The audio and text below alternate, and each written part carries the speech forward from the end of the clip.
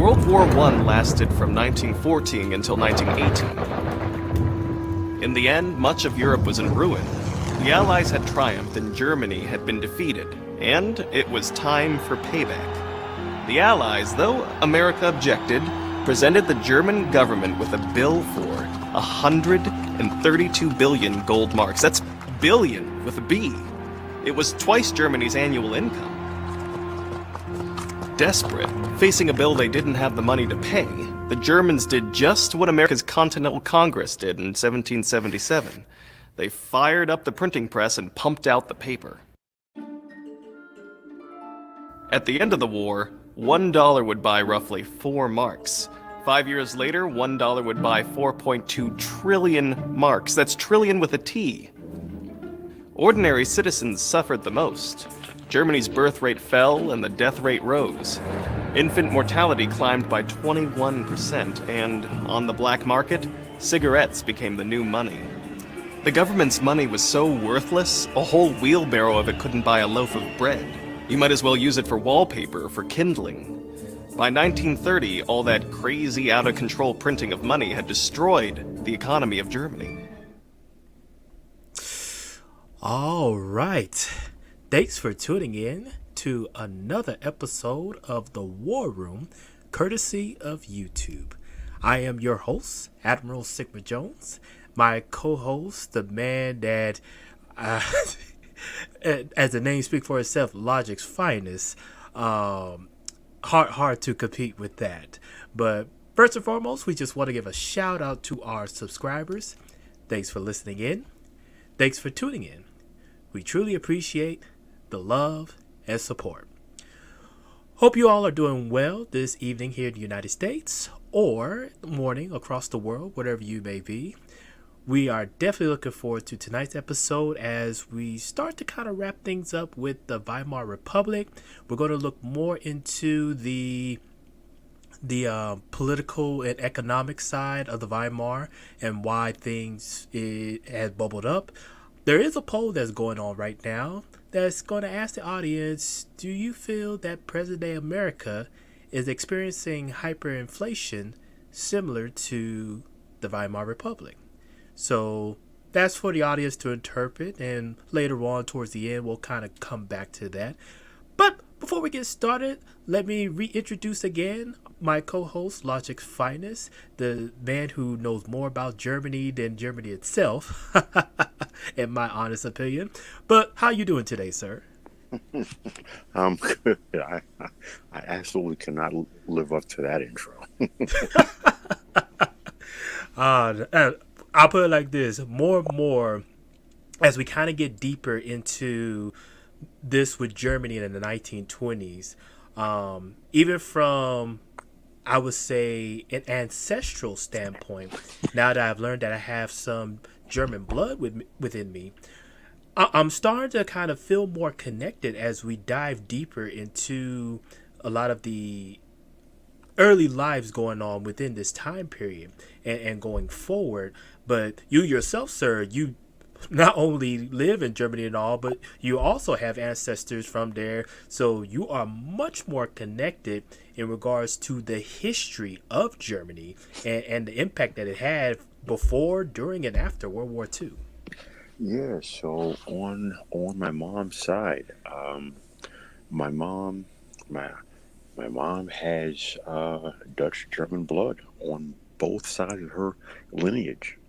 Of Wow. course, Ebony, of course, but my mom's father, my grandfather, was mixed. My great grandfather was born and raised in Holland, and my great great grandfather on my mom's maternal side was also born and raised in Holland, and they were both Dutch German. So it's literally in my blood. So being here and moving here, when I say it's a connection, it's literally in the blood. So yeah, it's a unique experience, and then more of an esoteric conversation, which we were absolutely not going to on air. But it's a very unique experiences over the years. Indeed, indeed. And even for myself, just recently, I found out that from my mother's side, that my great great grandfather was a full blooded German. And so I'm still kind of reading up more as far as like his history and background, what Mhm. brought him to America and everything. But even just that small connection is now like, wow, I now have a direct lineage to the fatherland.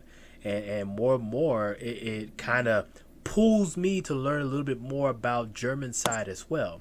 And even from a historical standpoint, far as like with the Eastern Front in regards to World War II, I've always had a fascination with Germany. Mhm. I never knew that I would have some sort of connection, but I always knew in the back of my mind that there's something about Germany before, during, and after that still kind of tugs at me and pulls. So more and more, it's like the puzzles is starting to come together. You know, the funny thing is, right? Um, People really need to understand that there's only one race, the human race.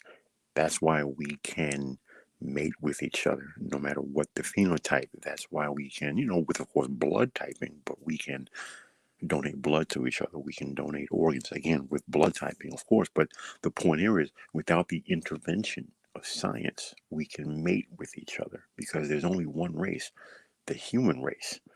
Racism is a man made concept for population control. That's what it's all about. It's about population control. There's one race, there's one people. We're literally all the same. And to raise the level of this conversation, when you look at religions around the world, again, Hmm. another man made concept, but the concepts and the stories are the same around the globe in every religion. The concepts are the same, the stories are the same. In fact, the individuals are the same. So whether we're talking of three Abrahamic religions and more, in mostly all of the religions that predate your three Abrahamic religions. Okay, so people talk about the Bible this and the Quran that and the Torah that. Understand something. There's 100,000 years of recorded human history. Your three Abrahamic religions are what, 6,000, 2,000, and 1,500 years old? So you have 100,000 years of recorded human history, religions all around the world, the esoteric schools of thought all around the world. You see the individuals reflected in the other religions and schools of esoteric thought from around the world throughout the 100,000 years of human history. I say all of that to say the mindset and concept that we're different. There's a this race, a that race, a that race, a this race. You're limiting your thinking when you fall into that, and you're falling into the same exact trap that was literally designed for you to separate yourselves through population control. But I digress. No, indeed, indeed. And in fact, tonight we're going to kind of see a lot of those methods of population control in regards to why democracy failed when Germany first tried it with the Weimar Republic. And the beauty of it is this would be a good transition because once we kind of wrap things up tonight with the Weimar Republic from an overview, we're then going to switch over to Hitler's side, and we're now going to look at what Hitler was doing during this time period. We're going to see a lot of interactions with the people that was involved with Hitler during this time. We're going to talk about major events that happened during this period as well, like the beer hall putsch, the attempted coup. All this is going to come together to show how Germany was functioning, not only from an overview, but even from Hitler's standpoint and the people around him, why they were thinking the way they were thinking, and why these methods of population control, you're going to see it from a broad standpoint and even from an individual standpoint. So I definitely love how the transition you did with that, because I think for a lot of audience that are listening in, they get too caught up in, I would say, the nature of society. And what I mean by that is I'm talking about the politics, the religions, the societal things that kind of prevents a person from maximizing their potential to be productive and to be something. They get too caught up in those elements to where they don't realize that you have no voice if you're giving it already to these type of institutions. And we're going to see exactly in this case with the Weimar Republic how they use too much freedom that eventually caused it to fail. And I think that's something that the audience don't really take into consideration a lot. Yeah, right. That is an excellent analysis, because a lot of people get caught up in the what I like to call the trappings of society, the trappings of policy. They were all trappings of politics. So many of these things are all part of population control. Even some people love to throw out the term bread and circuses, but you have to understand something. The distractions, the social distractions for the masses, ultimately are only one of several tools that are used to control the masses. You see, you can overtly or covertly control your population. So when you do it covertly, whether that being a totalitarian regime or a very autocratic regime, or you can do it covertly. So you don't need whips and chains. You don't need thought police running around. But if you control people's mindsets and the way that they think and the way that they act, they do the bulk of the work for you. And there are every segment of every population, they do the work of the controlling elite for them. You're controlling yourselves. You even self-regulate yourselves. And then you think that you're thinking, when in reality you are reacting. So, brilliant analysis. Indeed. So the link that I just shared in the chat room is from the Constitutional Rights Foundation. So it's an educational site that talks about the history of constitutions for countries worldwide from a historical standpoint. So they had an excellent article that talks about the Weimar Republic and why this first chance of democracy failed and everything. And so for the audience, this is a good resource to look at it from the politics and the economics and how it all mushed together to kind of give this overall picture of how things was going on during the 1920s Germany. So to start off, it says by 1914, a web of hostile alliances entangled Germany and most of the other European nations. When war erupted between Austria and Serbia, Russia and France threatened to intervene. Germany's Kaiser Wilhelm II declared war on Russia and France, calling it an act of self-defense. World War I had broken out. Kaiser Wilhelm largely ignored the Reichstag and directed the war along with his top generals headed by Field Marshal Paul von Hindenburg. Germany had to fight on two main fronts, the Eastern and Western. In the East, the war went well. A new communist government in Russia sued for peace in 1917. In the West, the Germans advanced quickly, but were stopped about 60 miles from Paris. The Western Front turned into a stalemate, with neither side able to advance. In 1917, however, the United States entered a war against Germany. Throughout the war, the Kaiser and his generals had assured the German people of victory. In the fall of 1918, however, with defeat certain, the German generals suddenly called for an armistice, a ceasefire until the signing of a peace treaty. Most Germans were shocked. To divert blame from themselves, the generals claimed that the German army had been stabbed in the back by the Reichstag politicians who had not adequately supported the war effort. As a condition of the armistice, U.S. President Woodrow Wilson demanded that Kaiser Wilhelm give up his monarchy. The Kaiser agreed and left Germany for exile in Holland. The German Reichstag assumed the responsibility of signing a peace treaty. Before the Reichstag politicians could act, mutinies by sailors, soldiers, and workers broke out all over Germany. Many set up local governing councils and called for communism as in Russia. The German army and marauding bands of right-wing soldiers broke up these governing councils. Amid the pandemonium, the politicians in the Reichstag promised a new form of government, a democracy. Despite the chaos and a Communist Party boycott, 83% of German voters, including women for the first time, turned out in January 1919 to elect a National Assembly.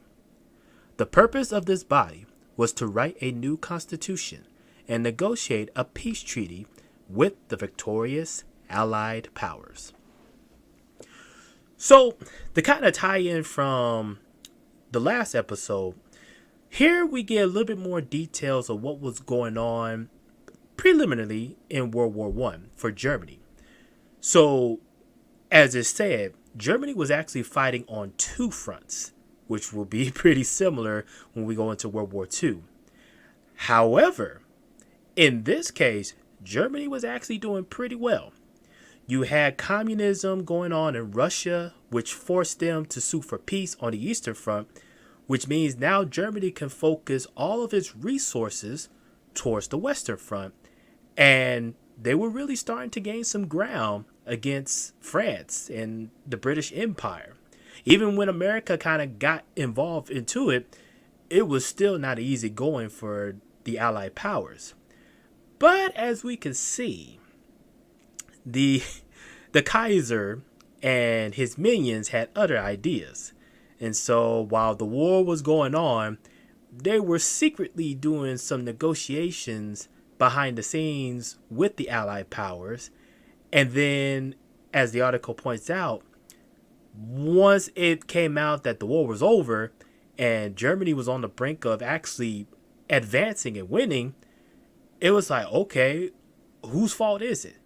Well, they then wanted to point the finger at the Reichstag and say they did it. Interesting how politics work. Right. So so bit of bit of a house bit of housekeeping for those listening. The Kaiser, basically, he was the king of Germany. They didn't. That was his term, Kaiser. And Field Marshal von Hindenburg. Those who may be familiar with that name, the the Graf Hindenburg was the airship that famously exploded in the 1930s.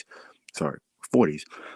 It was named after von Hindenburg, who later, after his military service, would become president of the country. And he was the one who gave full and complete powers to the new chancellor elected, who took office in January of 1933, that being one Adolf Hitler. But as you said, Kaiser Wilhelm basically ignored his Reichstag. So there existed a he was the king of Imperial Germany. However, he also had a Congress, if you will, and that was the Reichstag. Yes, indeed. Excuse me. What I find interesting is, and I'm pretty sure maybe at another time we could find out as far as like how much power the Kaiser really had, even though he had a governing body in the Reichstag. But again, I find it interesting that he essentially, without even allowing the end result of the war to play out, he essentially pretty much just gave up on Germany. And one would say he sold their soul.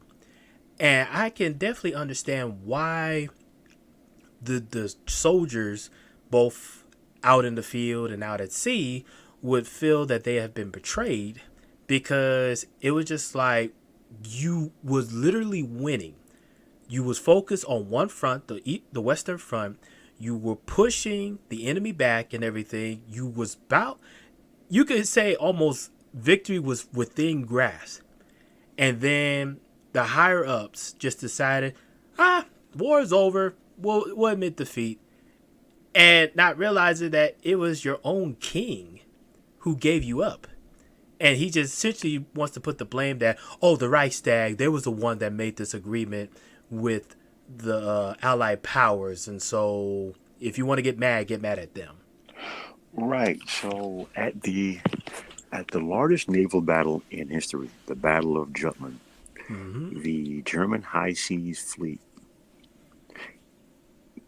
they destroyed more British ships than what the Germans lost, even though they were outnumbered. So, from a tactical standpoint, the high seas fleet won the largest naval battle in history, the Battle of Jutland. Admiral Hipper was prepared to press his advantage when word came that the Kaiser had basically surrendered and given up on the war, and to turn over all ships in the high seas fleet. Admiral Hipper felt betrayed. The rest of the admirals under his command felt betrayed. So the deal was that they were supposed to surrender and turn over the entirety of the high seas fleet. What they did, in fact, was they scuttled every one of their ships rather than hand them over to the British, to the enemy.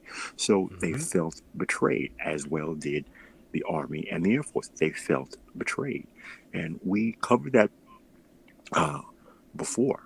That this is what led to and helped to create the hyperinflation after the war, and the general hatred for the government and for the military in general immediately after the war.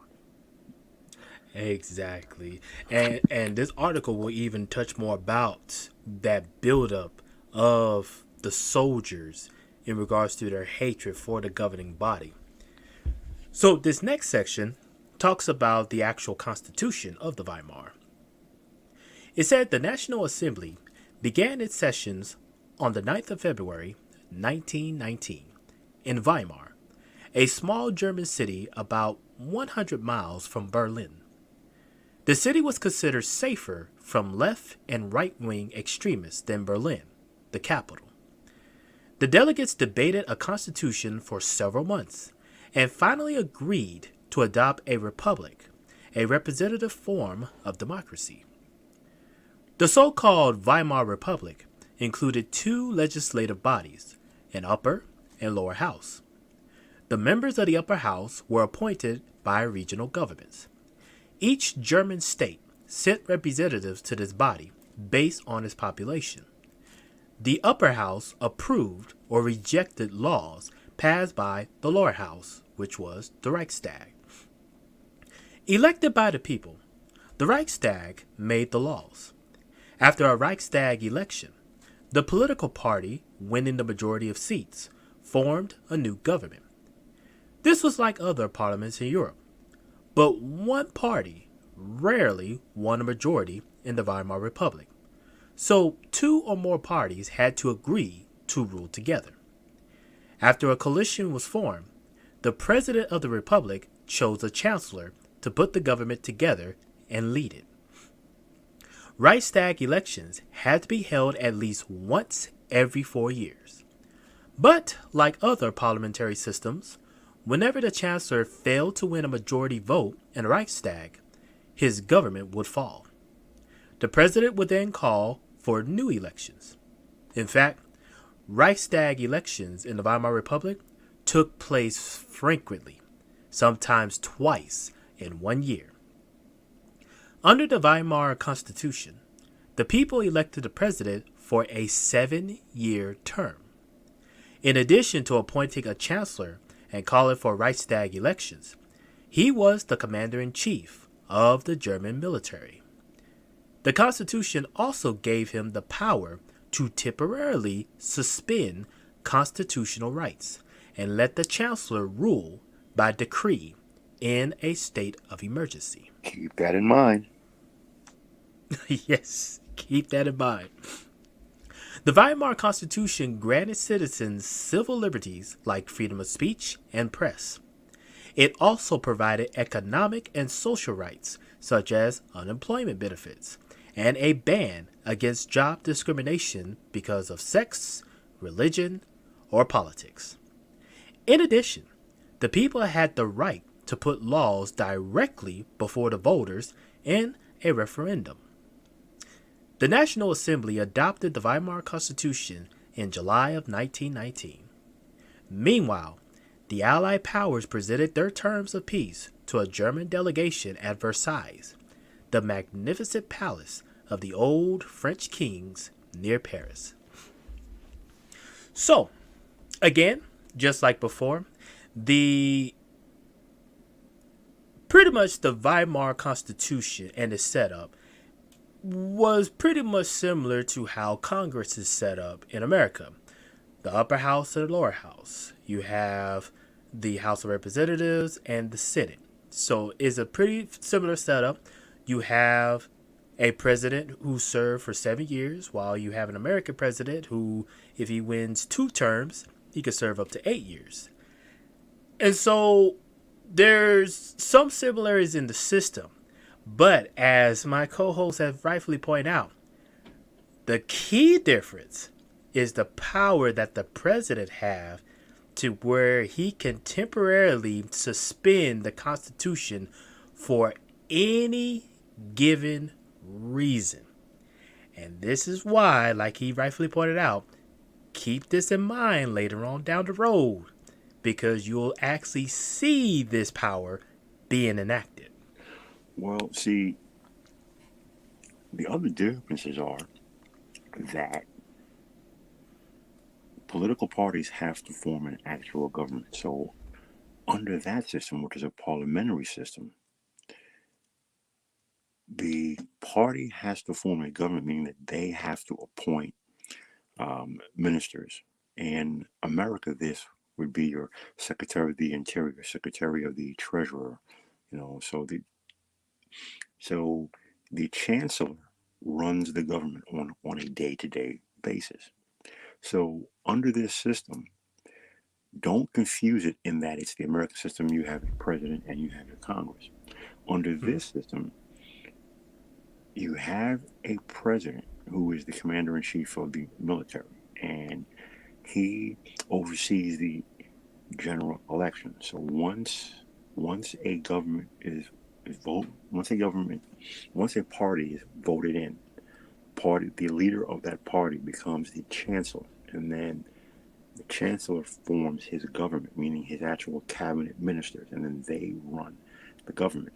Under this system, which is a mix of a pure parliamentary and the system that America has, you also have the Reichstag. So it's a blending of, basically, in other words, this is a blending of the American style of government and what most people would think of as the British style of government, which is a parliamentary system. So it's Exactly. rather unique in that way, that it's the blending of those two totally different systems. Exactly. And I'm glad you pointed that out too, because later on when we talk about the United Kingdom in the 1920s, we'll see a little bit of their parliamentary system and how it functions. And like you said, you'll see some similarities of the Weimar's political system and Britain's. But And the reason why I said earlier, um, keep that in mind, that the president has the power to suspend the Constitution and appoint certain powers to the chancellor. Newly elected Chancellor Adolf Hitler convinced then President von Hindenburg certain things needed to be done to protect the country, for the benefit of the country, blah, blah, blah. President von Hindenburg temporarily suspended the Constitution and gave the Chancellor total control over every aspect of the government, including the military.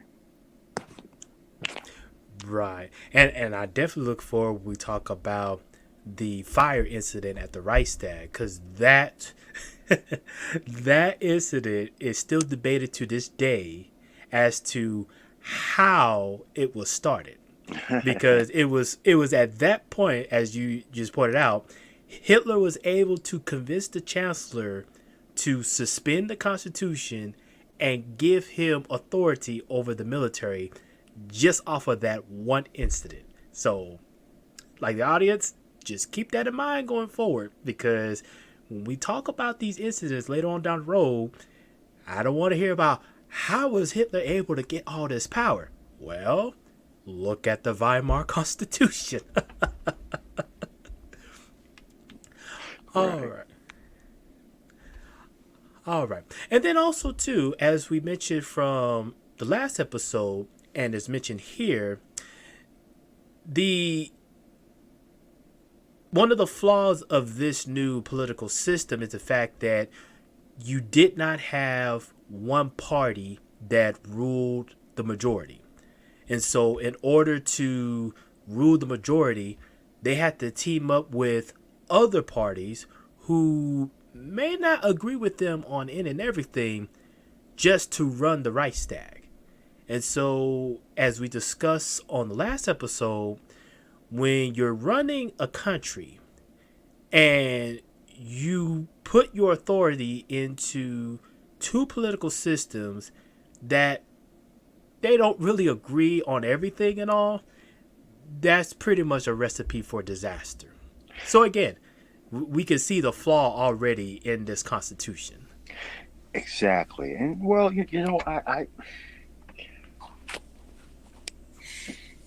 I wouldn't totally agree. It's not so much the flaw in the system.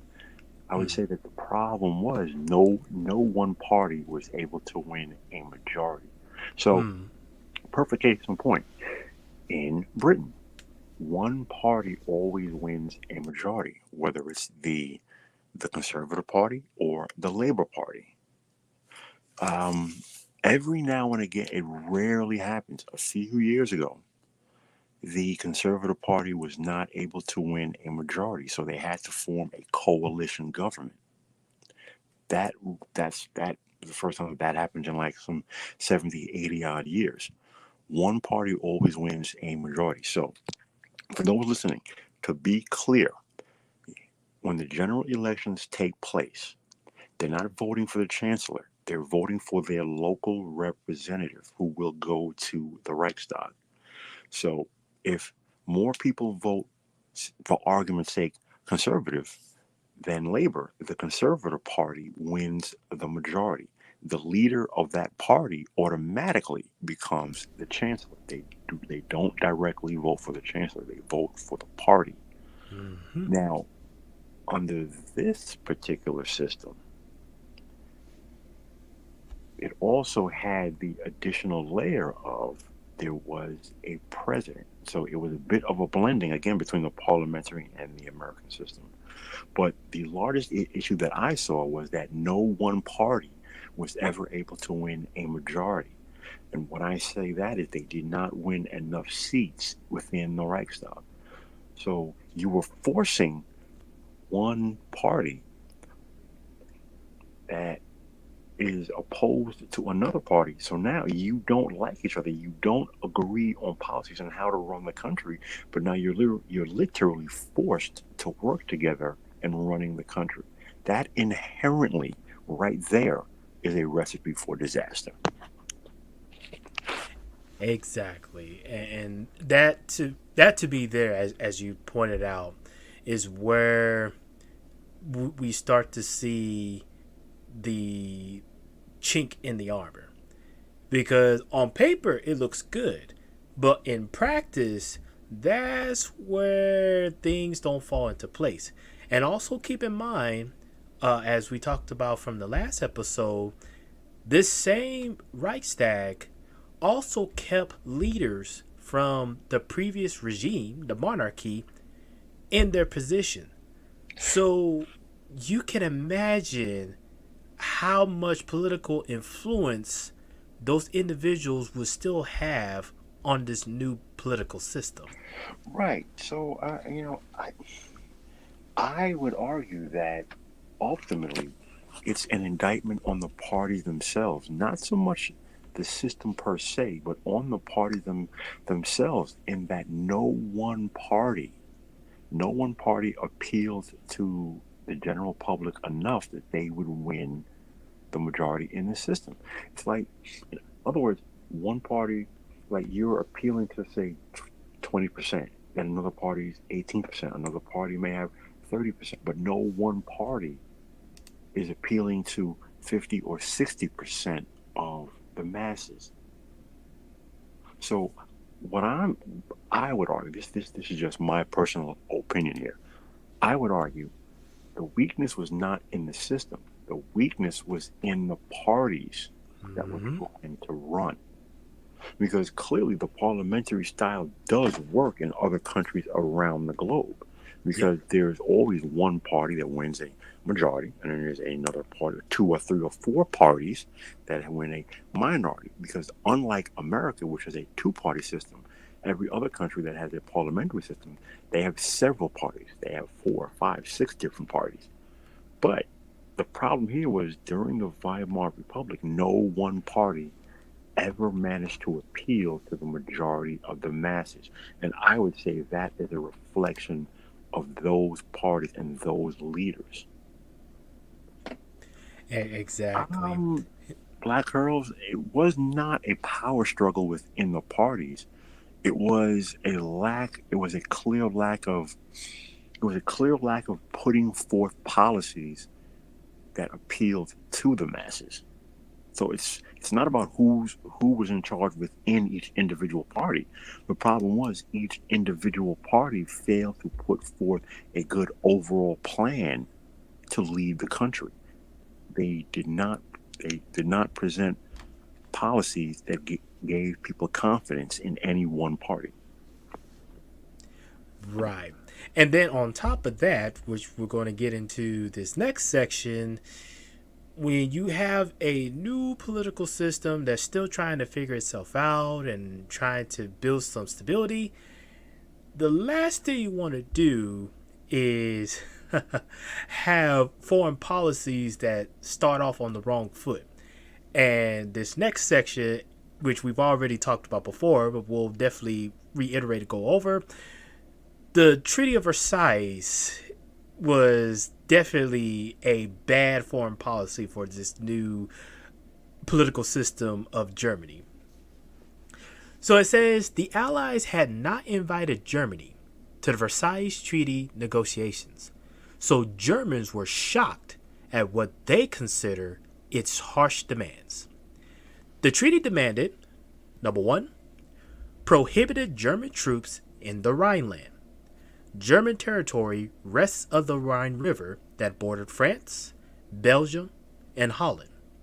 A separate treaty authorized the Allies to occupy the Rhineland for 15 years.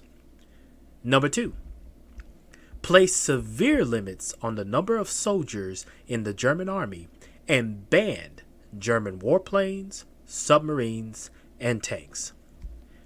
Number three, put all German overseas colonies under the control of the League of Nations. And And that then right there was one of Hitler's biggest sticking points. That's why the first place he invaded was Poland. Poland, Czechoslovakia, and a few other countries were all part of the former German Empire. Sorry. oh no, definitely. And then last but not least, number four, required Germany to pay reparations to the Allied powers. Even more humiliating, the treaty placed sole responsibility of the entire war on Germany. German right-wing nationalists, viewing themselves as defenders of national honor, rejected this war guilt clause as shameful.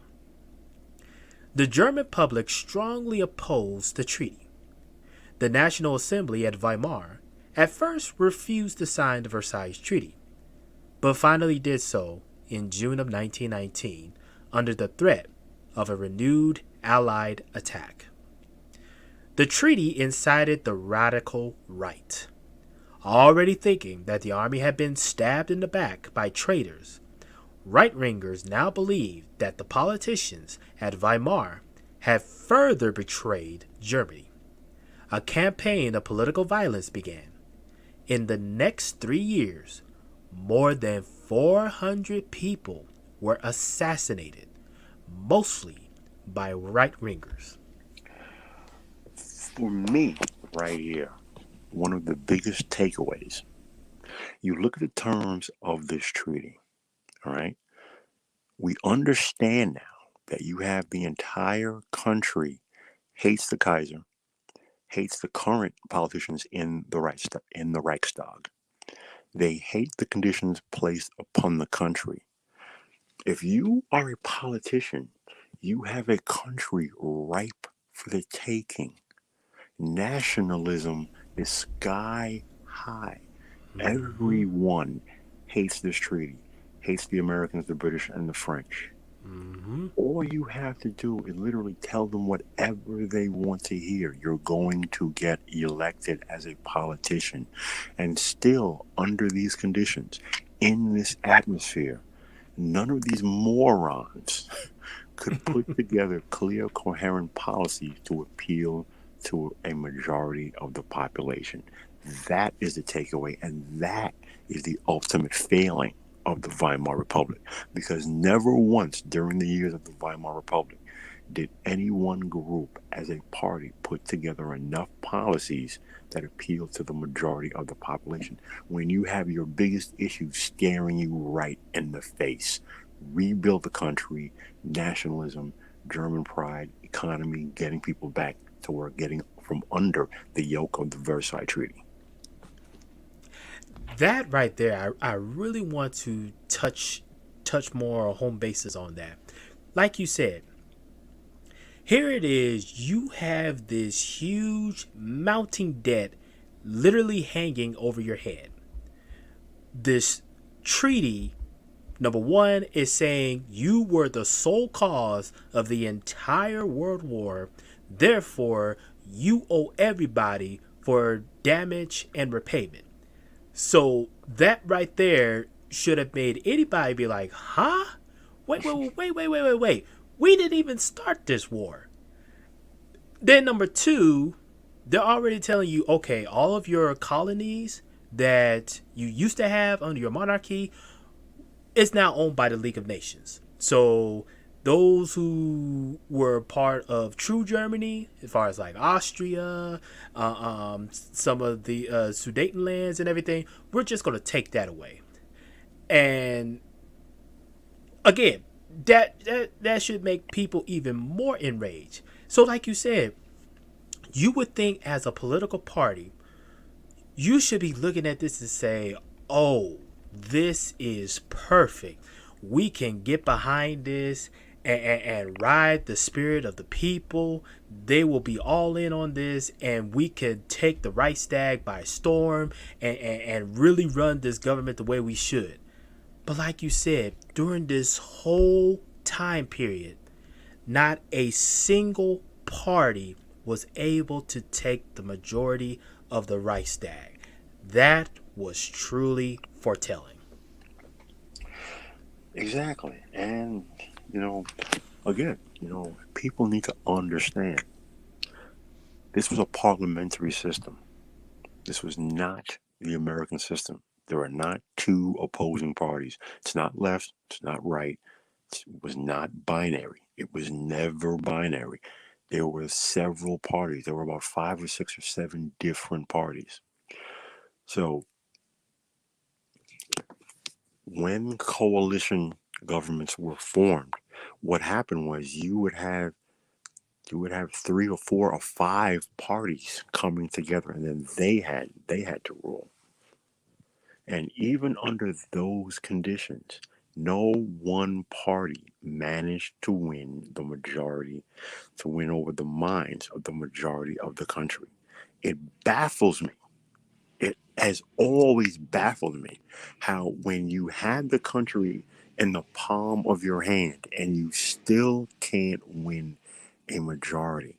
If you are a politician, it is literally your job to put together policies that appeal to the people, to win votes. And no one party could manage to do that. To me, that is baffling. I cannot fathom how that never happened. And again, to me, this is an indictment on the Weimar Republic. Yeah, indeed. So now let's look at the damage that's going to happen from this treaty in regards to the reparations, which will then lead into hyperinflations. So it says the first Reichstag election under the new Weimar Constitution took place on January 1920.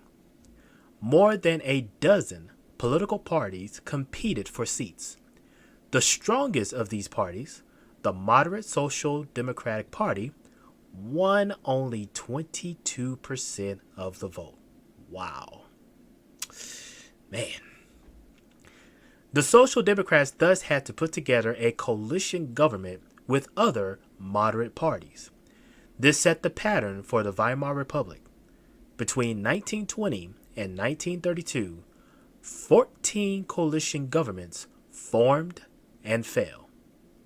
In 1921, Britain, France, Belgium, and Italy settled on a reparation sum that would burden Germany with enormous payments for decades. The United States did not participate in the reparation plan since the Senate had refused to ratify the Versailles Treaty, which that's interesting in and of itself. The moderate German government agreed to cooperate with the reparations schedule, hoping to persuade the Allies to reduce the payments in the future. Right-wing nationalists objected, calling the reparations nothing more than slave tribute. Unwilling to increase taxes to make the reparation payments, the German government depended heavily on foreign mainly American, short-term, high-interest loans. Yeah. The government began to pay for these loans by printing more marks, the German paper currency. The Allies complained that the Germans were paying the reparations with increasingly worthless currency. The German people also suffered as prices spiraled upward. In 1923, Germany was late in making reparation deliveries of coal and other products to France. In response, French and Belgian troops occupied Germany's Ruhr Valley, a major coal mining and industrial region. The German government responded to the Ruhr occupation by ordering miners and railroad workers to stop digging coal and transporting it to France. While the workers were idle, the government paid their wages. To pay the Ruhr workers, the German government again printed more money. This severely worsened inflation in the entire country as shown by these exchange rates. So here's the exchange rates that we showed earlier in the short little video. July 1914, $1 was equal to 4 marks.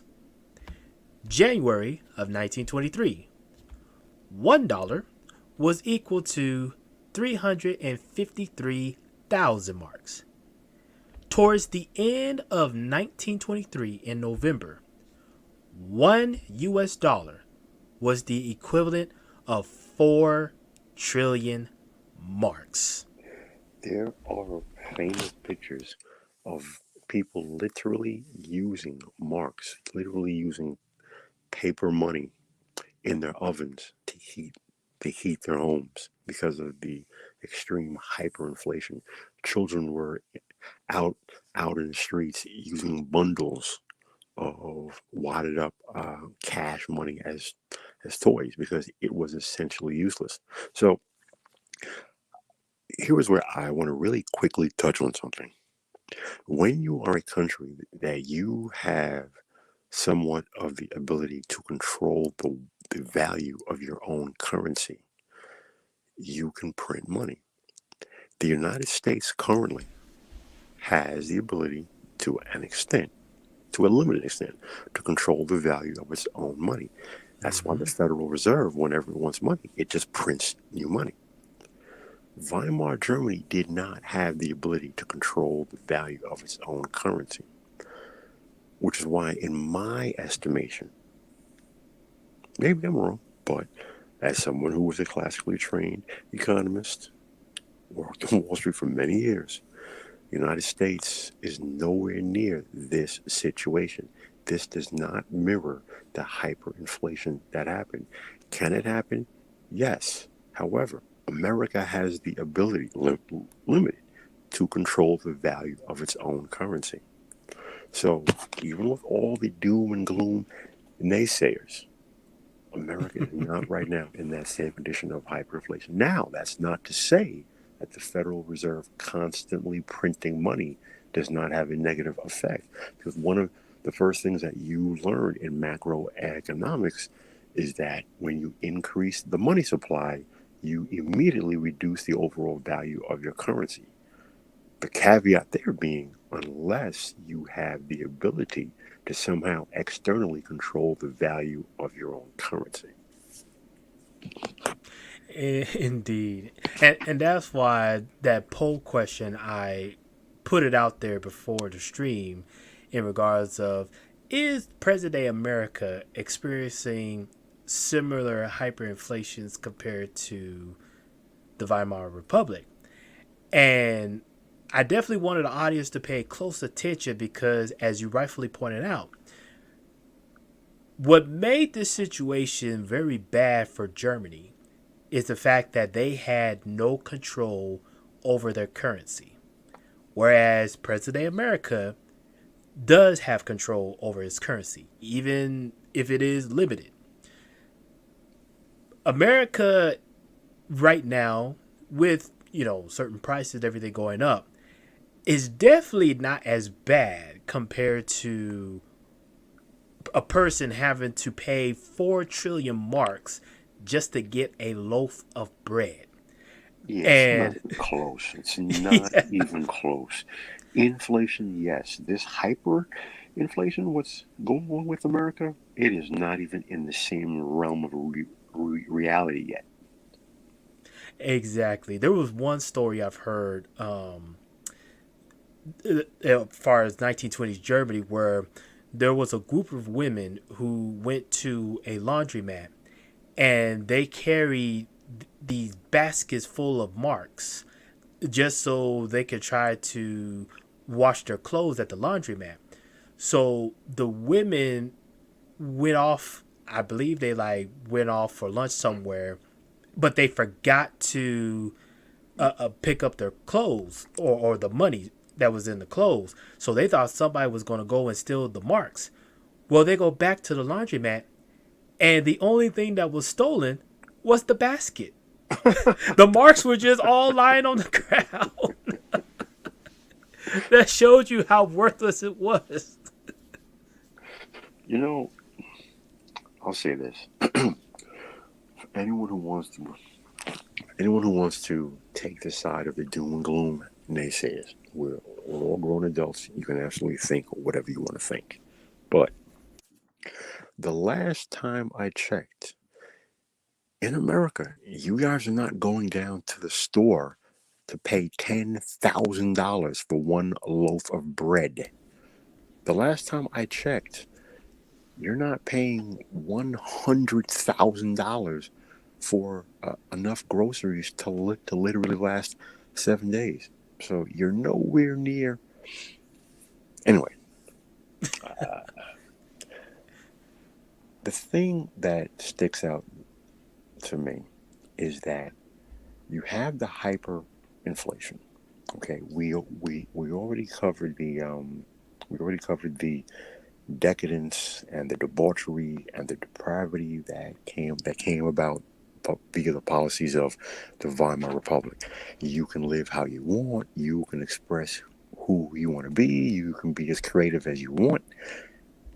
Those terms should sound very familiar to the current day society, by the way, but I digress. So, however, the economy was never addressed. The unemployment was never addressed. The manufacturing and production was never addressed. No one party ever addressed the things that mattered most. People need the ability to put food on their tables, keep their lights on, keep their homes warm in the wintertime. So finally, when one leader of a party comes out and says he can do all of those things, people started to listen. When he said he could do everything that the Weimar Republic promised you but never delivered, he can deliver, people started to listen.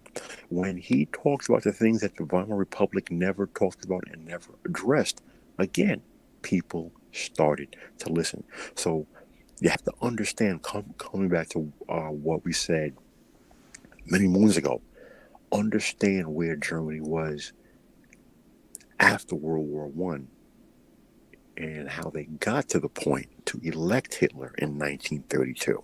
So now you're starting to see we're at the point why, when Hitler came along in the 1920s, why people started to listen.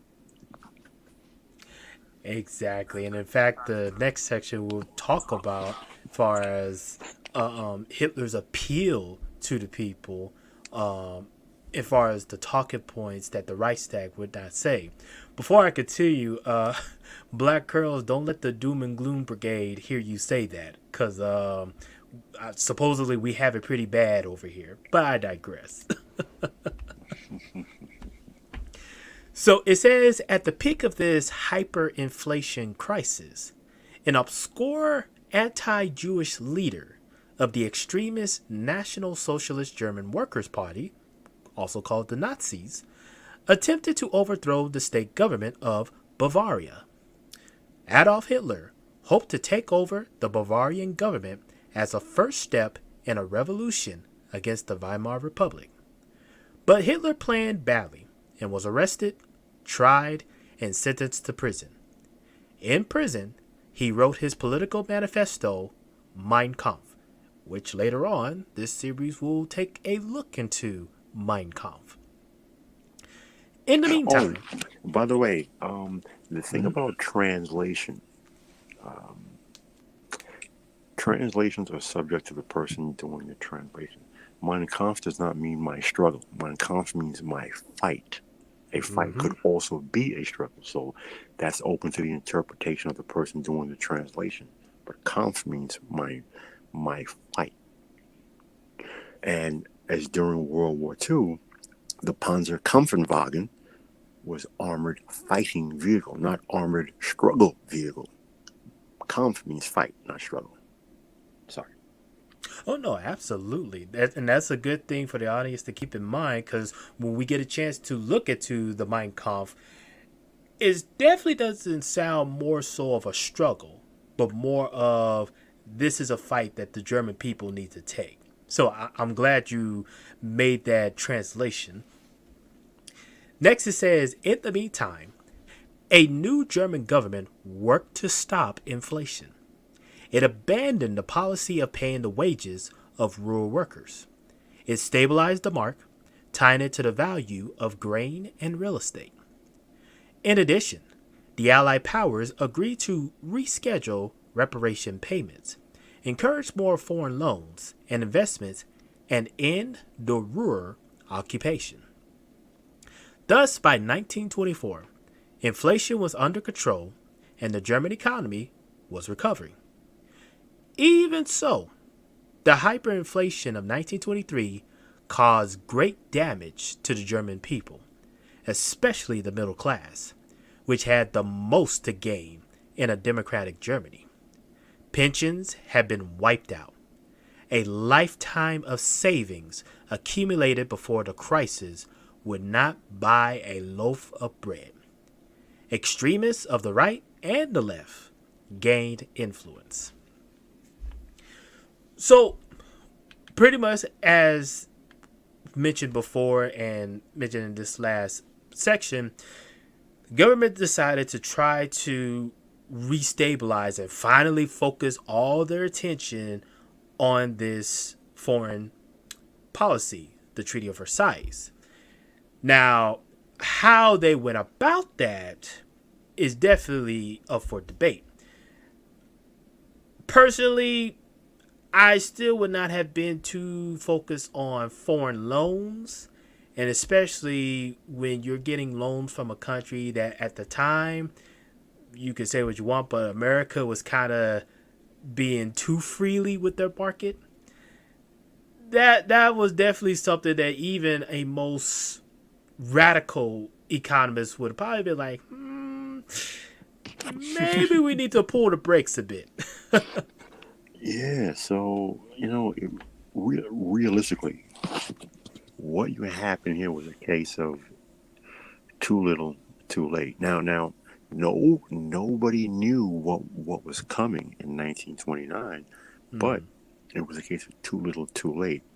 When I say that is, the damage had been so great that now the turning of the tide had become a monumental task.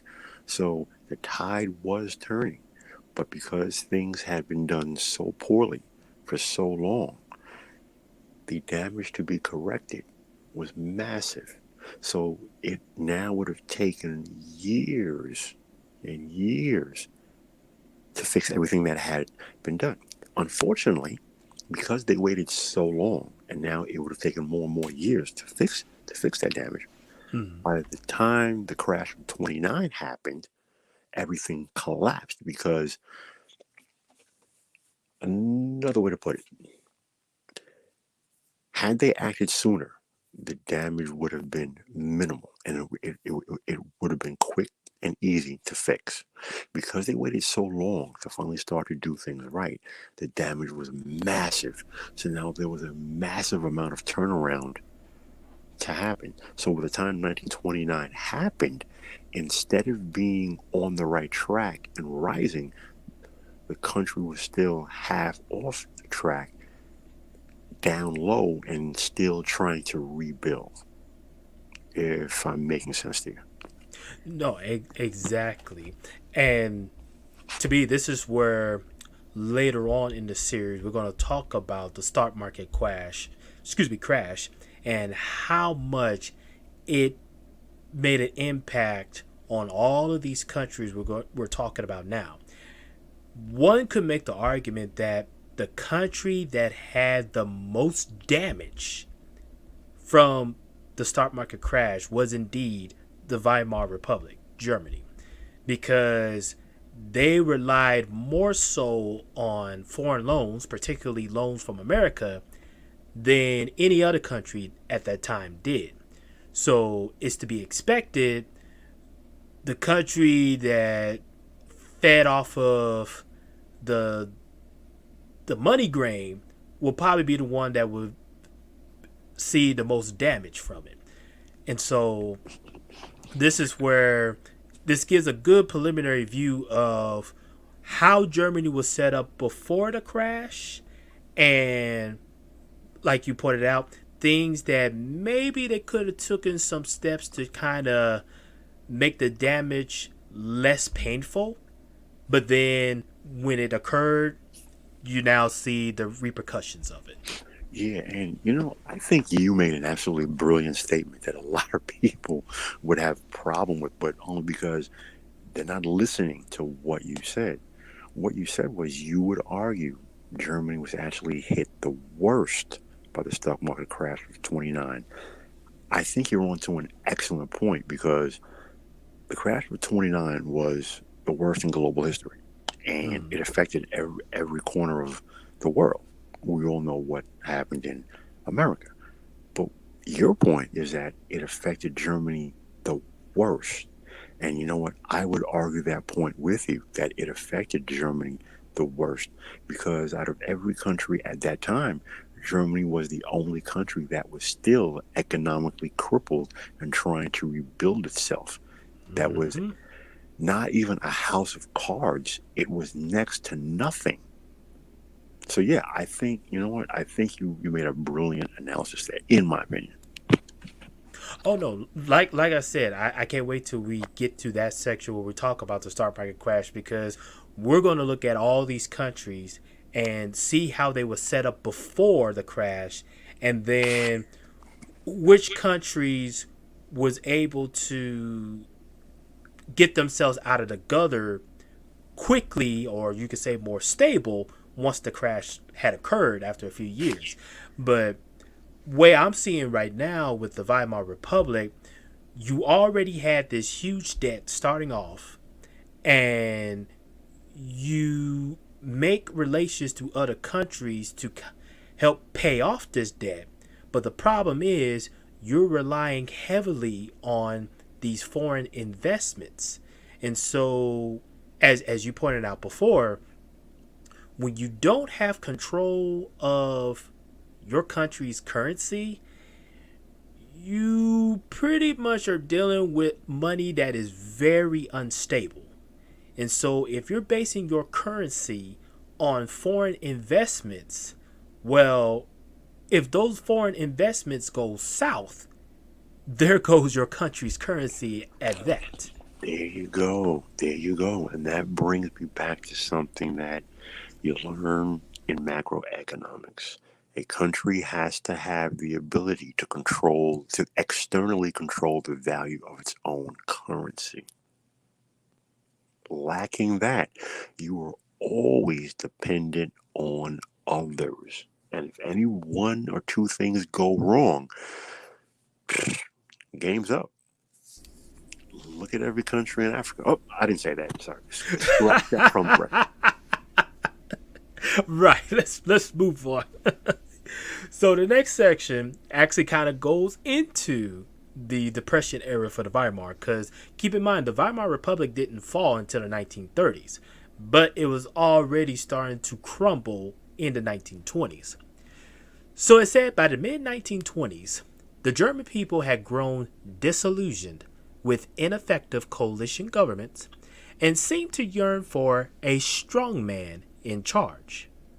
By 1925, the moderate parties persuaded the old Prussian military hero Paul von Hindenburg to run for president. Hindenburg, at the age of 78, won easily. In 1928, an international conference assembled to review the German reparations issue. This time, the Germans participated and argued that the remaining payments were far beyond what Germany could pay.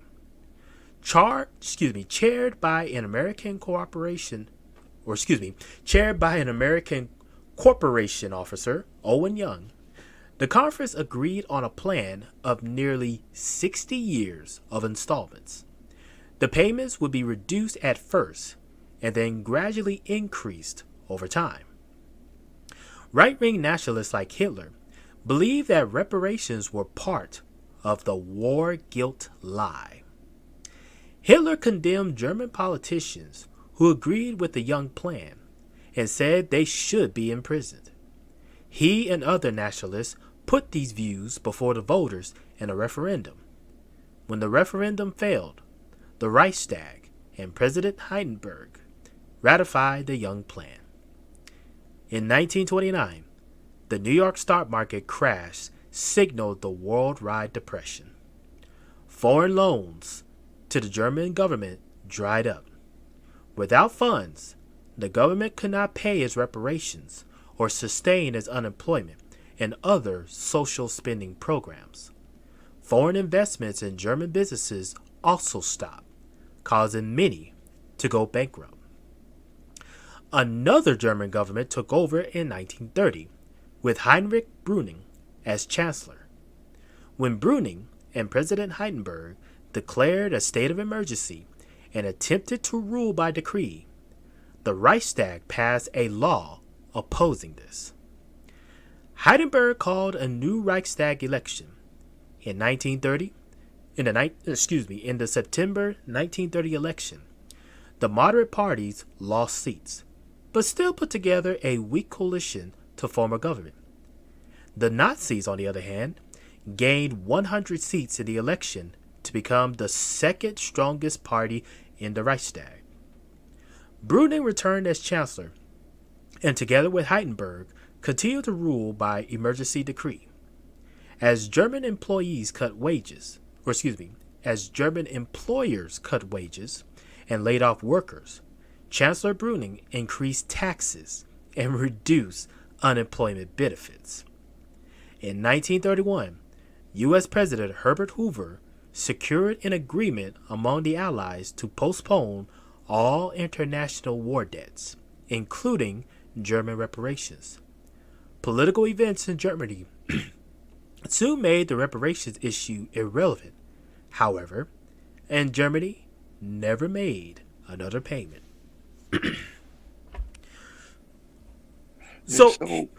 Go ahead. So clearly we see how bad things had gotten. Germany was literally borrowing money from other countries to pay the reparations that they had to pay to the Allies. So, again, this is the damage that had been done by the Treaty of Versailles and compounded by the leaders of the Weimar Republic.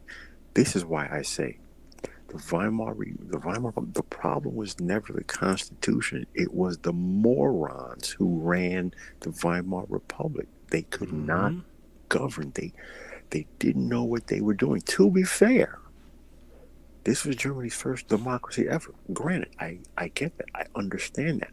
But you literally have an entire planet, other countries that you could look to for guidance, for help, for consultation. They never did that. No. And like you said, this is where I too agree that it was more so the individuals than the Constitution. The Constitution, in my opinion, looked great. You had a blend of American and British political elements, all mission to one. The system should have worked no problem. The issue was the people running it. Yeah.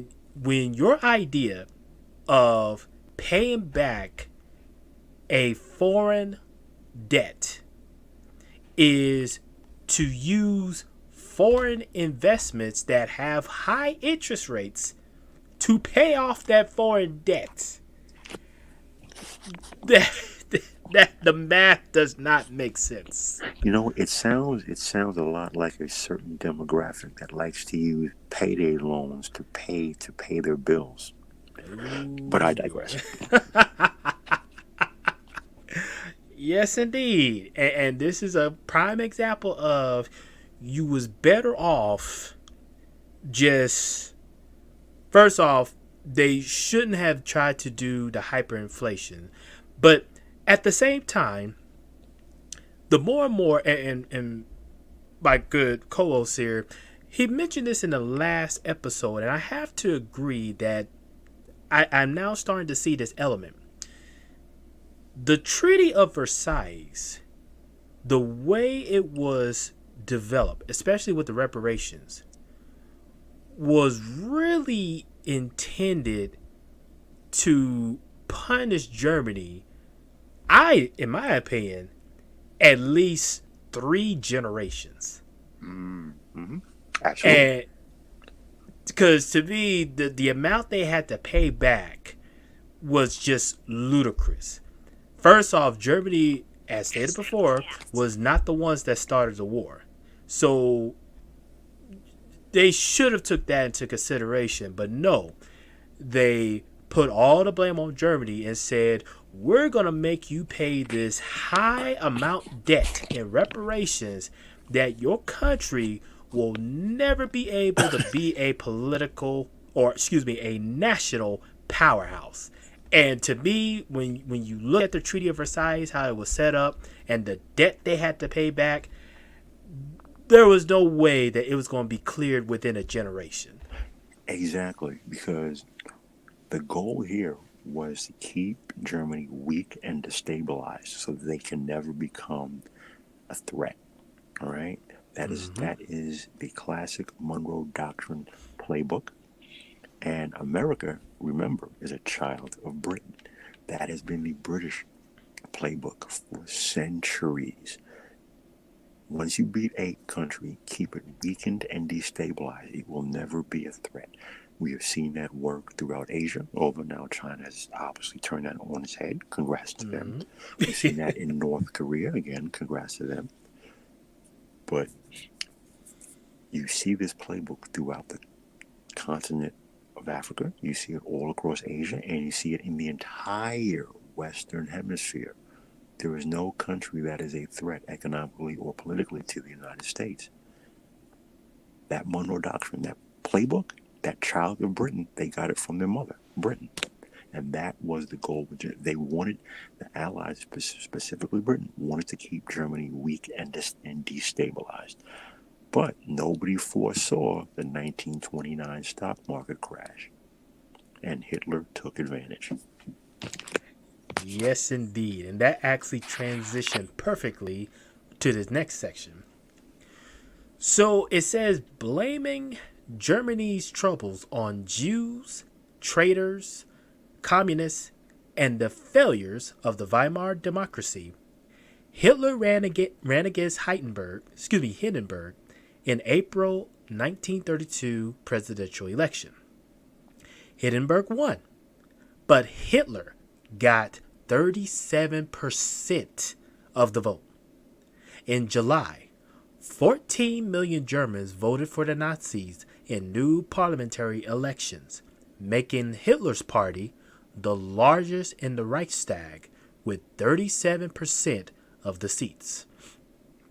Continuing political turmoil resulted in yet another Reichstag election barely 4 months later.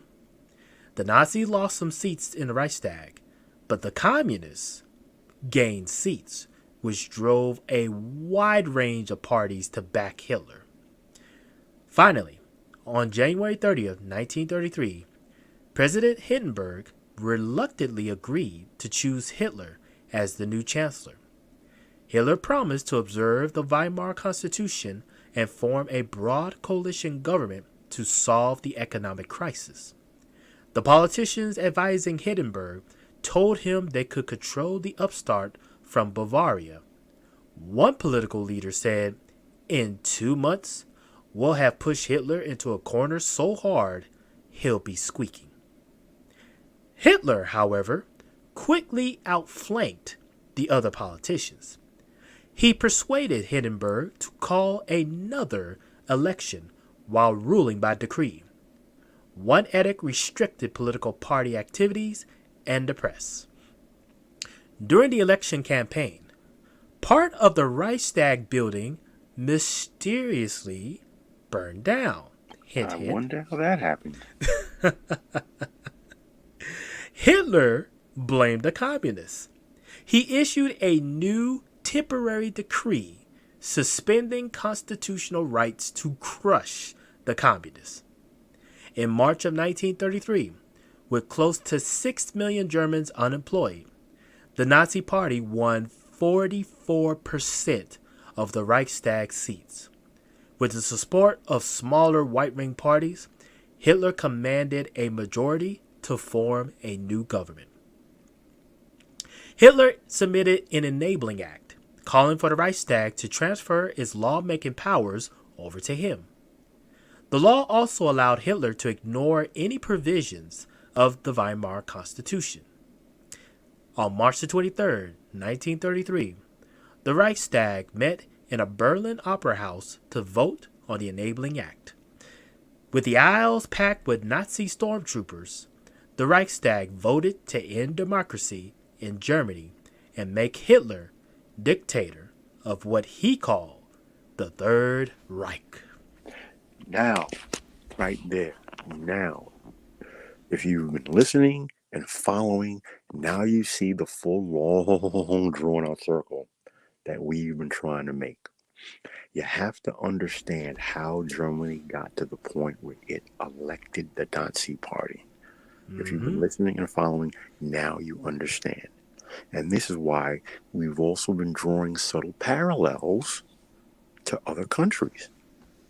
One country which some of you may be living in, but I digress. The point is, when things go bad economically and socially and politically, people talk and they argue and everything else. But when the rubber meets the road, when people can't work, when they can't feed their children, they can't put food on the table, they can't keep the lights on, they can't keep the house warm in the wintertime, people tend to think and listen to whoever promises them that they're going to fix these immediate problems. Because when you can't eat, when you can't work, when your children are crying, when you have no lights, all the talks about politics and policy and all that other garbage goes away. Maslow's hierarchy of needs, my friend. So once you understand the situation that Germany was in and how they got to the situation, and that's what led to the Nazi Party, because a country looked for that strong man. And again, every country throughout history, if you're a student of history, every country, when it gets to this point where Germany was, the people look for a strong man. Yep, indeed. And to me, again, when we go into the 1930s, we're definitely going to talk about a lot of the major events that was just talked about in this last section, including the burning of the Reichstag and how that was pretty much the diamond in the rough for Hitler and the Nazi Party to completely take advantage and gain the majority of the Reichstag as far as its political power. You know, something that people should think about. September 11 happened.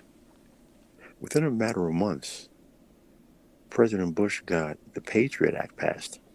Mm-hmm. People willingly gave up their freedoms. And now everyone's complaining, oh man, Snowden was right. We're living in the, sorry, what's the damn term? We're living in the, damn it, I'm drawing a blank. We're living in the monitoring state. Right. But you see the same exact thing happen. The Reichstag building mysteriously catches on fire. and Hitler manages to consolidate power for himself, legally becoming a dictator. So now, 9/11 happens, boom, President Bush gets the Patriot Act passed. You've lost all of your freedoms. You've lost all of your privacy. Democracy dying to thunderous applause. I wonder where they got the idea for that movie from. Well, I put it like this: going forward, if any similar events were to happen, they can't say, "Well, why didn't nobody talk about this?" Have you been tuning into the War Room on Saturday nights? Because people don't pay attention. People are sheep. They argue.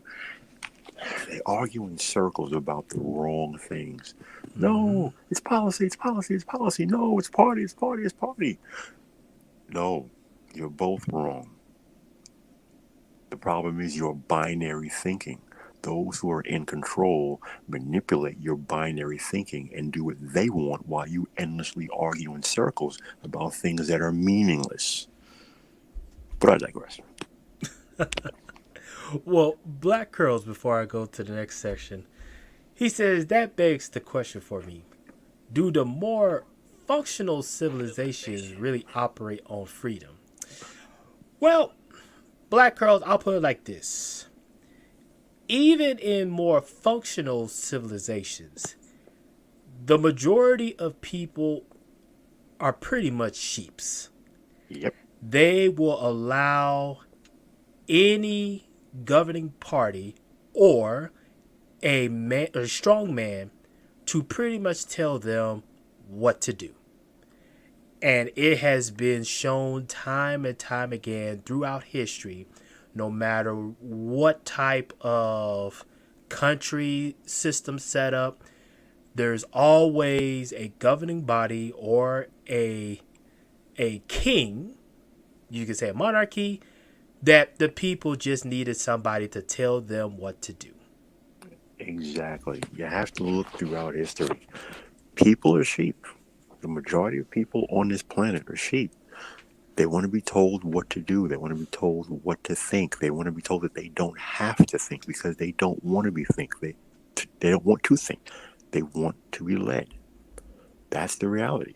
If you look throughout history, every government, their number one mandate is not the welfare of the citizens. Their number one mandate is maintaining power. They want to stay in control. Your well-being literally does not matter. It has never mattered. But see, people don't want to think about these things. They don't want to admit these things because they're frightening. Everything, every government tells you about freedom and democracy and free will and choice. It's all hogwash. It's BS. They don't want you having free will. They want you to have the illusion of democracy, the illusion of free will, the illusion of free thought. Because the reality is, you don't want that. You don't. No one wakes up in the morning and they say, "Hey, I'm a sheep. I want to be told what to think. I want to be told what to do. I want to be told how to do it." No one wakes up and says that. And yet those are the very same people who call others sheep when you, in fact, are a sheep yourself. Arguing in endless circles about things that are meaningless. Because at the end of the day, the few elite who are in power control every aspect of your life.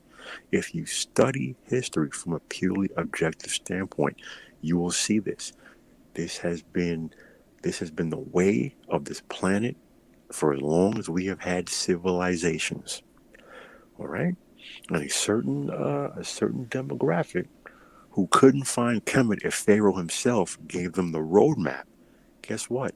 Every dynasty of Egypt, of Kemet, of Ethiopia, of Somalia, of every country around this planet, Asia, India, Europe, every government that has ever been in power, their first mandate is maintaining power because they understand that people are sheep. They never want an educated populace. That's lip service. You want them just educated enough so they can self-regulate the control that you keep them under. That's what you have to understand. And if you really don't see that, You choose not to understand it. Well, my friend, that's a you problem, not a me problem. Exactly. And before we continue to the last section, I definitely want to point this out too. This is another reason why religion and politics still exists. Because you have the majority of people who willingly, and I really want to emphasize the word willingly, they willingly want to put their identity, want to put their self-worth in the hands of somebody else or some other object.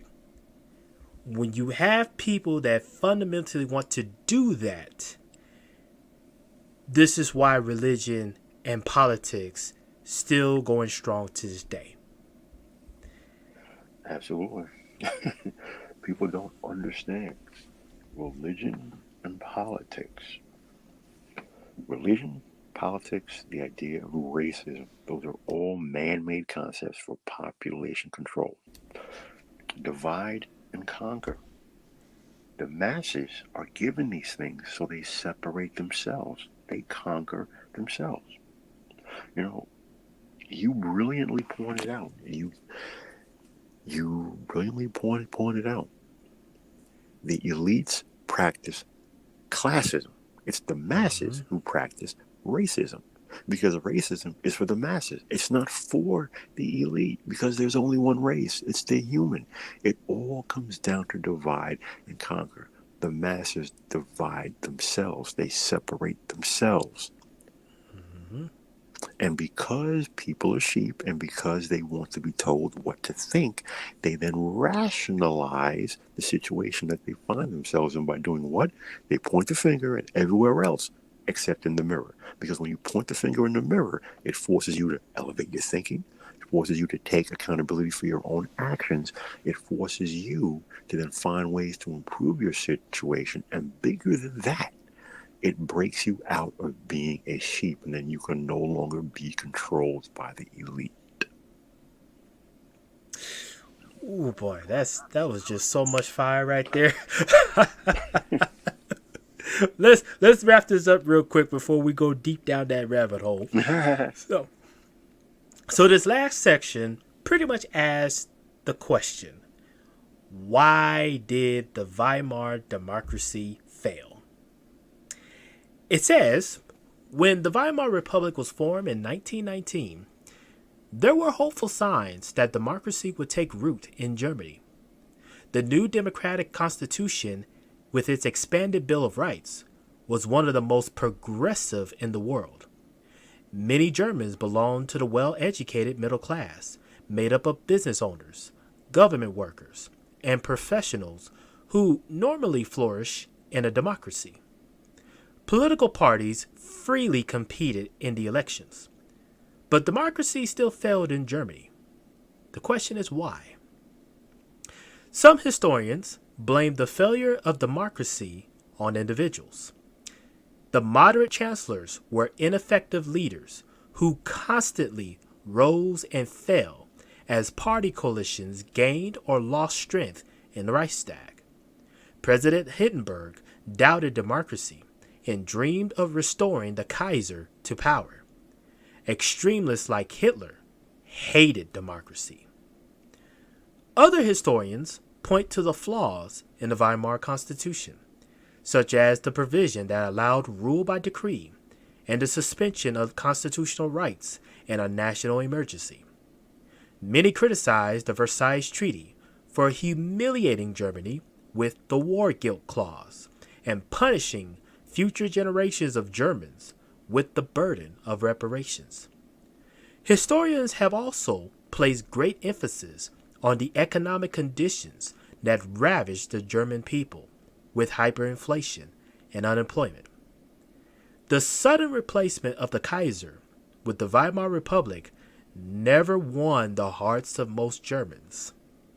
The numerous political parties often appealed to narrow interests and fractured the nation.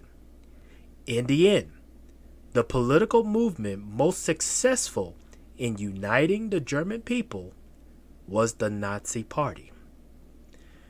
Democracy, however, did not die forever in Germany.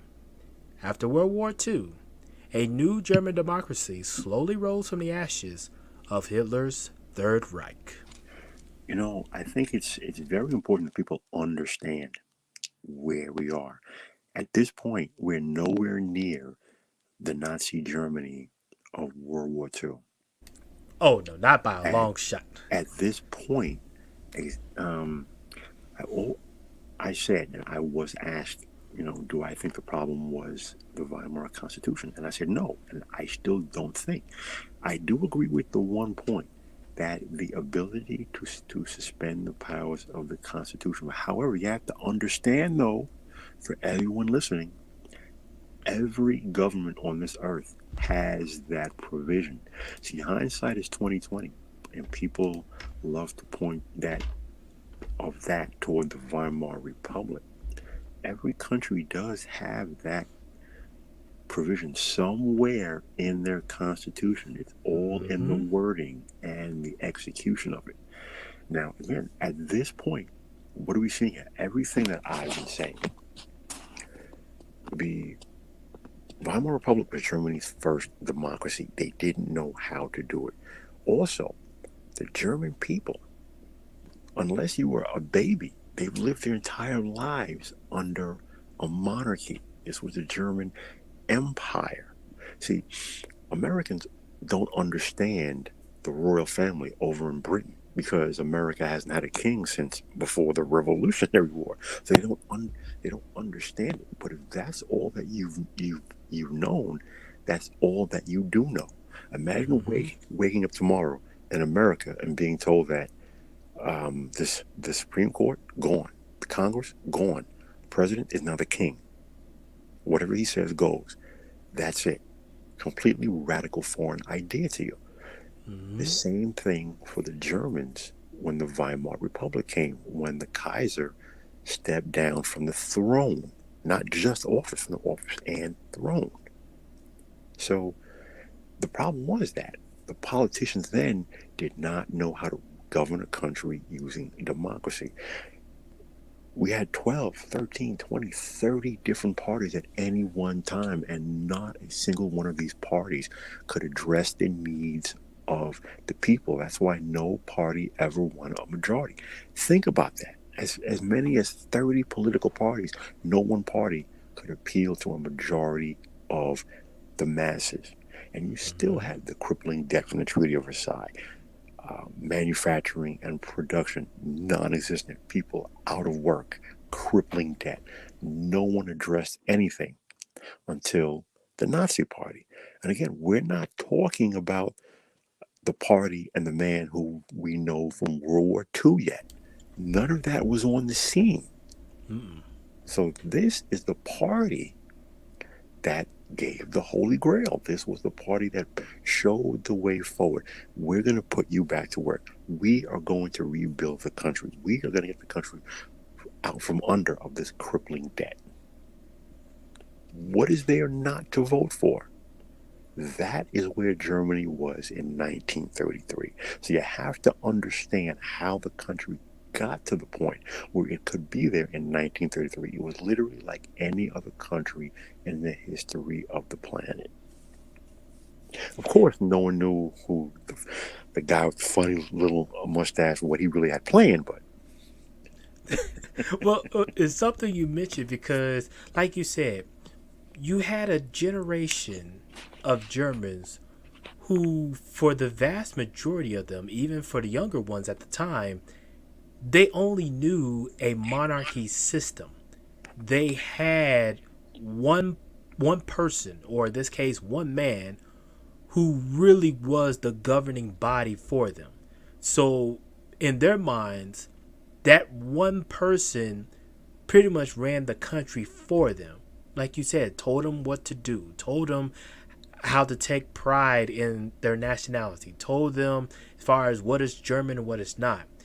So, in my opinion, looking back on this, and this is why they said that the chancellors were pretty much ineffective leaders because, the parties that they represented just did not gain the approval or just gain the interest of the population. And that got me to thinking that what helped Hitler in this regard, and definitely, I can't wait till we start talking about Hitler's image, how he changed himself and everything. But what helped Hitler and the Nazi Party to gain popularity in Germany was the fact that Hitler portrayed himself as a fatherly figure. Right. And later on, we're going to talk about how he really he told himself this, that he was married to Germany.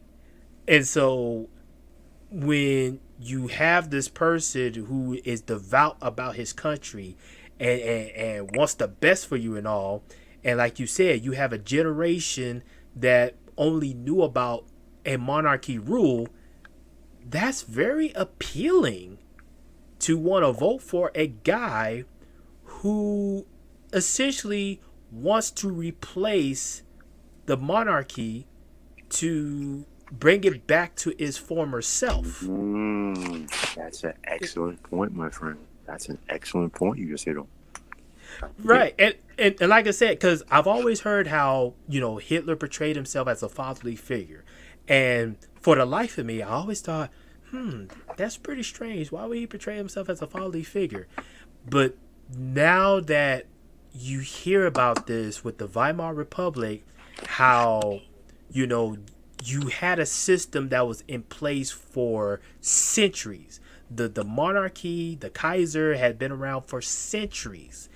And yet, you can say probably within, I think World War One only lasted 5 years. Within 5 years, you go from monarchy straight to a democracy and says, this is a system you have to run. The German people, they're already feeling a little bit angst about the Reichstag because the Reichstag was the one that ended the war. You can kind of get that sense that, you know what, the Nazi Party and this guy Hitler, they want to bring back that feel of pride, a feel of a monarchy. And I think I'm going to jump on board with that. Like, literally, I'm picturing myself in an average German's shoes at that time, and I can see why they would back a system like the Nazi Party. Exactly. And his thing was he put forth plans and policies that appealed to the masses. Get people back to work, rebuild the country, manufacturing, production, infrastructure, education, social programs. Oh, and also military. These are the things that he presented to the masses. These are the things that people wanted to hear. He was telling people, listen, you can hold your head high again and be German. I've always said nationalism is not a bad thing. The problem is when it's taken to an extreme, which of course he did later, but every country engages in nationalism. What just got done? What just got completed 1 week ago? The Olympics. What do you think the Olympics are all about? Nationalism. Hello? Do not listen to any person who tells you nationalism is bad. They're lying to you and or a hypocrite. So, again, Hitler put people back to work. I mean, he had so many. I don't even know if we're going to cover the actual programs. Honestly, it's a textbook case study of rebuilding a country and putting people back to work and social programs. You talk about policies and change, everything else. It all starts with mindset first. It's mindset and culture. It's mindset and culture. So, but again, this was a party and this was a leader who was a strong man. And when a country is at the point where they look to a strong man, that's how a person like that gets into power, especially when he's doing it legally, not through a coup. He did it legally. So he appealed to a populace that were already looking for a strong man, already looking to go back to work. And he's presenting it in a manner of vaguely, amorphously, listen, I can be like who the Kaiser was. This one man who you can look to, who will lead you through everything. People were already used to that. And new this new project of democracy had failed. So when you're telling people and they're thinking that, we're gonna basically go back to what the Kaiser was, the one person to lead us to glory. Well, I'm sorry, the one person who's going to lead us back to success and lead us back to a strong, powerful nation that is self-sustaining and self-perpetuating. People are on board.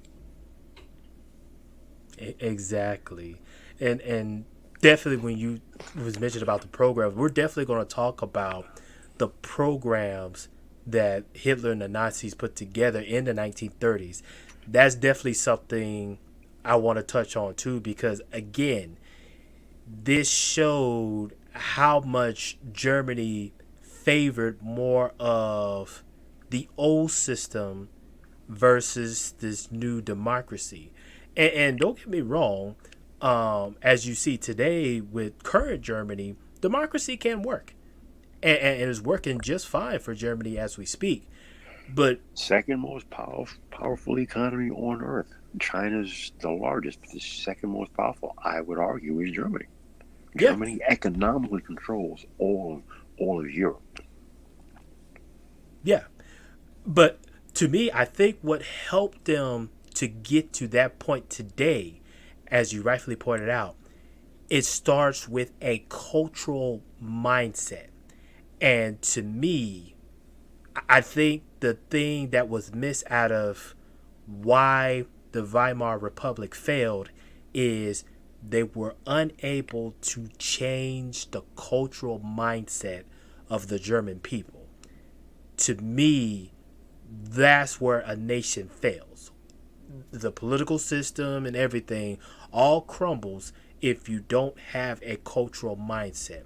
And to me, you can talk about the extremists of the right, but this is actually another good example of an extremist left system when you give too much freedom and you essentially allow the people to decide for themselves. Well, as we just pointed out, the people just rather be led by a government or a strong man. So this whole extreme leftist of we need to just focus on the left and everything, I'm sorry, even that has its own flaws.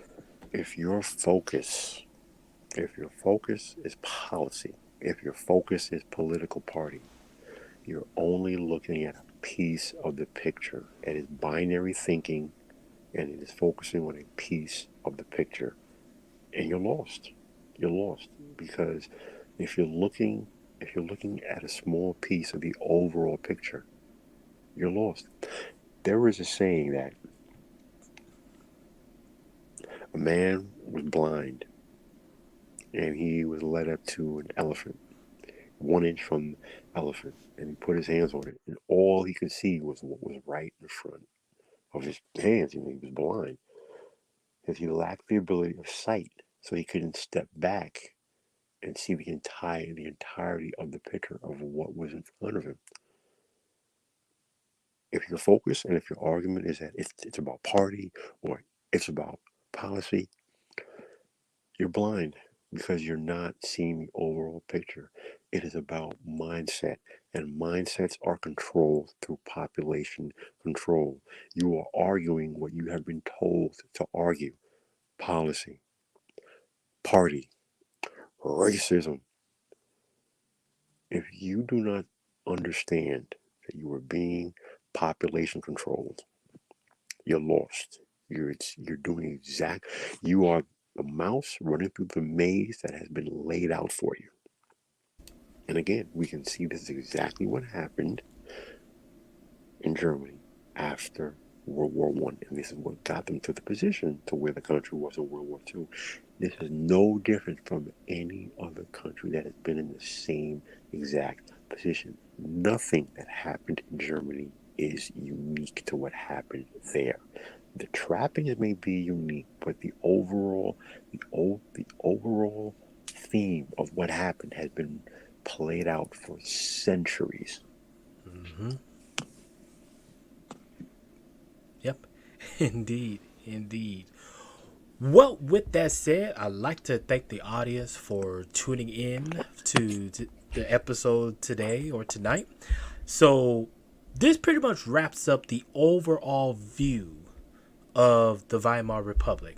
We saw it from a social standpoint, we saw it from a cultural standpoint, and now we finished seeing it from both a political and economic standpoint. So now that we got an idea of what Germany was in the 1920s, starting with the next episode, we're now going to switch gears and look at Hitler and the man that he came in contact with during this time frame, and how these small little details, that some of it we kind of went over already, but these small little details would play a major role in Hitler's rise to power. And so this is pretty much going forward for the 1920s. This is how it's going to be played out. We're going to give you an overview of these countries, how they were functioning from many different standpoints, and then we're going to look at their political leaders and show you how they were playing during this time frame and the key events that would put them in position of power right before World War II. But with that being stated, Mr. Logic Finest, what's your final thoughts for tonight's stream? Again, you have to study history, and you have to understand human nature. The greatest thing on this planet that you can study is human nature. There is no greater education you will ever receive in your life than studying human nature, understanding people, because then you will look at every situation differently than what you have. You will look at people differently than what you have. And ultimately, everything that happened here comes down to human nature. And one of the most frightening things on this planet, people don't want to admit that they're sheep. The majority of people on this planet are sheep. They want to be told what to think, how to think it, what to do, when to do it, how to do it. And that's all that they want. And they argue endlessly in circles that are ultimately meaningless, never once realizing that every aspect of their life has been laid out for them. It's a real life matrix. It really is. Because quote unquote racism and all that other nonsense, it's all population control. The elite don't hate you. Even the majority of any other group, they don't hate you. But you have been given that, and you run with it. You know what? Again, the destructive power of low expectations. But that's a whole other discussion entirely. Yes, indeed. Yes, indeed. Well, before we end the stream, I just want to let the audience know that there's finally another installment of the Relics of the Past that will be premiering on Sunday at around 5 o'clock p.m. Pacific time. So we finally got an installment for this particular series. I was able to go to this particular warship that, well, it did not serve in World War II, but still had a major role that essentially would carry over to its campaigns going into wars like the Korean War, the Vietnam War, and the Persian Gulf. So you definitely want to stick around on Sunday to see the premiere of that. I posted a link in the chat and everything. But again, we're just hitting the tip of the iceberg.